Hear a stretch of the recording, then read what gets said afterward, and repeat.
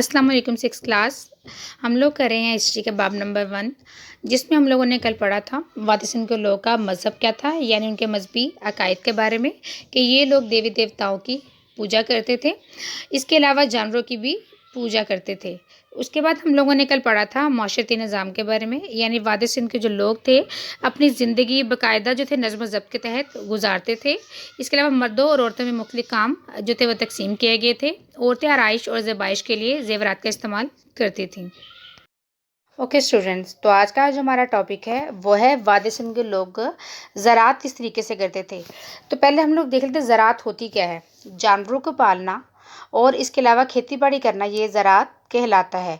तो वादी सिंध के जो लोग थे वो ज़्यादातर अक्सरियत क्या थी उनकी काश्तकार थी। वो खेती बाड़ी करते थे और जानवरों को पालते थे। वादी सिंध की ज़मीन क्या थी, ज़रखेज़ थी, और इनकी जो दौलत का यानी लोगों के रोज़गार का जो ज़रिया था वो ज़्यादातर ज़राअत था, और लोगों की जो अक्सरियत थी वो काश्तकार थी। ये लोग स्टूडेंट्स जंगलात को काटते थे। वादी सिंध के लोग चूँकि अक्सरियत काश्तकार थी और ये फसलें काश्त करते थे, इनकी ज़मीन बहुत ज़्यादा ज़रखेज़ होती थी, तो वादी सिंध के जो लोग थे ये जंगलात को काटते थे और यहाँ पर क्या करते थे, ज़मीन को काश्त के काबिल बनाते थे। यानी पहले यहाँ जंगलात होते थे, उन जंगलात को पहले काटते थे, उसके बाद जो ज़मीन को ये काश्त के काबिल बनाते थे। यहाँ पर मौसमी बारिशें बहुत अच्छी होती थी। जैसे यहाँ पे पाकिस्तान में आप देखें मानसून की बारिशें होती हैं, तो मानसून की जो बारिशें हैं ये चावलों की फसल के लिए बहुत बेहतर होती हैं। चावल की फसल के लिए स्टूडेंट्स क्या है, उसकी जड़ों में पानी खड़े रहना ज़रूरी होता है। यानी चावल की फसल के लिए हमें ज़्यादा पानी की ज़रूरत होती है। तो वादी सिंध के जो उस वक़्त का जो दौर था, वादी सिंध की जो दौर था उसमें जो था मौसमी बारिशें बहुत ज़्यादा होती थी, और बहुत जब ये बारिशें होती थी तो उन बारिशों की वजह से वहाँ पर जो फसलें होती थी ना, मौसमी बारिशों की वजह से वो बहुत अच्छी होती थी। और लोग क्या करते थे, इन उसके पानी को स्टोर भी करते थे और मुख्तलिफ़ किस्म की फसलें उगाते थे। और जब ये उगाते थे उसके बाद जब खुदाई की गई तो यहाँ पे बहुत से हमें फलों के आसार मिले, जैसे ये खरबूजा, खजूर, अंगूर वगैरह के आसार मिले हैं। इसके अलावा ये लोग मटर, ज्वार, तिल, चावल, अलसी और सरसों जैसी फसलें काश्त करते थे। ओके स्टूडेंट्स, नेक्स्ट हमारा टॉपिक है तजारती सरगर्मियाँ। यानी वादी सिंध के लोग जो थे दूसरी तहज़ीबों से तजारत करते थे, उनके आपस में तजारती ताल्लुकात थे। जैसे कि हम लोगों ने प्रीवियस लेक्चर में पढ़ा था कि वादी सिंध के लोग मिस्र, जनूबी ईरान, इराक और खलीज फारस से तजारत करते थे। और आज ये हमारा टॉपिक भी यही है, तजारती सरगर्मियाँ। तो यानी तजारत बेसिकली स्टूडेंट्स होता है अशिया और खिदमात का लेन देन। यानी एक मुल्क दूसरे मुल्क से कुछ अशिया का लेन देन करता है, वो तजारत कहलाता है। छोटी सी मिसाल है यहाँ पर, पाकिस्तान के पास जो है चावल, गंदम, कपास जो है वाफर मिकदार में है, लेकिन पाकिस्तान में क्या है, चाय और खारे का तेल जो है, इस तरह की चीज़ें बहुत कम है। तो पाकिस्तान क्या करता है, जो उसके पास जो फसलें हैं वो वाफर मिकदार में जो होती हैं वो दूसरे मुल्क को सेल करता है, और उसके बदले में वो उससे कुछ चीज़ें जैसे चाय और खाने का तेल या पेट्रोलियम उसकी मसनूआत हासिल करता है। यानी क्या हुआ, दूसरे मुल्क से अशिया और खिदमात का लेन देन किया पाकिस्तान ने। तो अशिया और खिदमात का लेन देन स्टूडेंट तजारत कहलाता है। तो वादी सिंध के लोग जो थे वो भी तजारत करते थे। वादी सिंध के शहरों और देहातों के दरमियान जो थी वो मादनियात की तजारत होती थी। यानी मादनियात होता है स्टूडेंट्स वो वसाइल जो इंसान ज़मीन को खोदता है और ज़मीन से हासिल करता है अपने फ़ायदे के लिए, जैसे कोयला है, पेट्रोल है, चट्टानी नमक है। अंदरूनी तजारत जो थी वो बैलगाड़ियों के ज़रिए होती थी।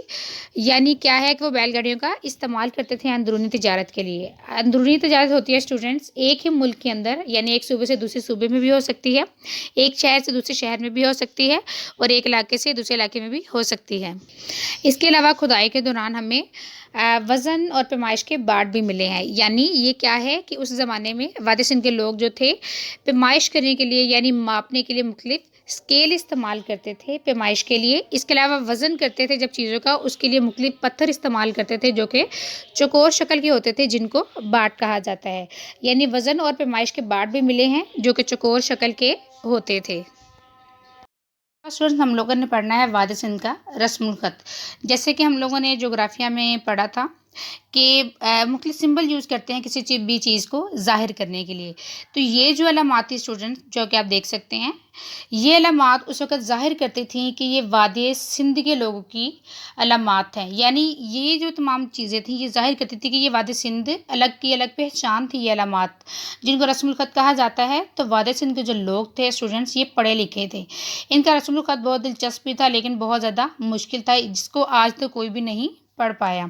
ان کے رسم الخط کی 400 علامات ہوتی تھیں اور اس رسم الخط کو عام انسان استعمال نہیں کرتا تھا۔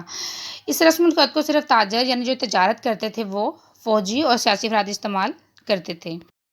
اوکے اسٹوڈنٹس، آج ہم لوگوں نے وادی سندھ کے رسم الخط کے بارے میں پڑھا، یعنی وادی سندھ کے لوگ لکھ پڑھ سکتے تھے، یہ ان کے رسم الخط ہے، یعنی یہ علامات ہیں، یہ علامات ظاہر کرتی ہیں کہ یہ وادی سندھ کی تہذیب کی علامات ہیں، یعنی کچھ سمبلز ہوتے ہیں ہر تہذیب کے، تو وادی سندھ کی جو تہذیب تھی ان کی علامات یہ تھی جن کو رسم الخط کہا جاتا ہے۔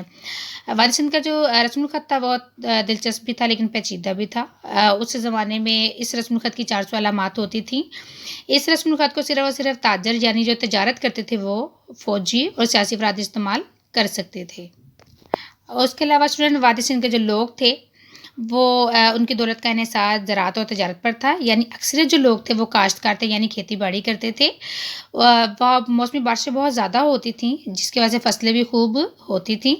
یہاں کے بستے سے جو آثار ملے ہیں اس سے پتہ چلتا ہے کہ یہ لوگ گیہوں، باجرہ، دالیں، مٹر، جوار، السی اور کپاس کی کاشت کرتے تھے۔ اس کے علاوہ جو پھلوں کے آثار ملے ہیں اس سے پتہ چلتا ہے یہ لوگ کھجور، خربوزہ اور انگور کی کاشت کرتے تھے۔ نیکسٹ ہم لوگوں نے پڑھا وادی سندھ کے تجارتی سرگرمیاں، یعنی تجارت ہوتا ہے ایک ملک کا دوسرے ملک سے اشیاء اور خدمات کا لین دین۔ تو وادی سندھ کے شہروں اور دیہاتوں کے درمیان جو تھی وہ معدنیات اور ذریعہ جناز کی تجارت ہوتی تھی، یعنی معدنیات اسٹوڈنٹس ایسے وسائل ہوتے ہیں جو زمین کے نیچے پائے جاتے ہیں۔ انسان زمین کو کھود کر ان وسائل کو نکالتا اور استعمال کرتا ہے، جیسے کوئلہ، چٹانی نمک، خوردی نمک وغیرہ۔ تو وادی سندھ کے جو لوگ تھے ان کے شہروں اور دیہاتوں کے درمیان جو تھی معدنیات کی تجارت ہوتی تھی۔ اندرونی تجارت یعنی ایک ہی ملک کے اندر ایک شہر سے دوسرے شہر بھی ہو سکتی ہے، ایک صوبے سے دوسرے صوبے کے درمیان بھی ہو سکتی ہے، یعنی اندرونی جو تجارت تھی وہ بیل گاڑیوں کے ذریعے ہوتی تھی۔ وزن یعنی چیزوں کا وزن کرنے کے لیے اور پیمائش یعنی اس کو ماپنے کے لیے باٹ استعمال کیے جاتے تھے اور یہ باٹ چوکور شکل میں پتھر کے بنے ہوئے ہوتے تھے۔ جیسا کہ آپ دیکھ سکتے ہیں کہ وزن کے لیے جو وہ باٹ استعمال کرتے تھے یہ چوکور شکل کے تھے، یعنی وہ پیمائش کے لیے وزن کے لیے ان باٹ کا استعمال کرتے تھے۔ آج ہم لوگوں نے اسٹوڈنٹس پڑھا وادی سندھ کی تجارتی سرگرمیاں، اور اس کے علاوہ ہم نے زراعت کے بارے میں پڑھا اور ان کے رسم الخط کے بارے میں پڑھا۔ تو یہ ٹاپک اسٹوڈنٹس آپ لوگوں نے اچھے طریقے سے یاد کرنے ہیں۔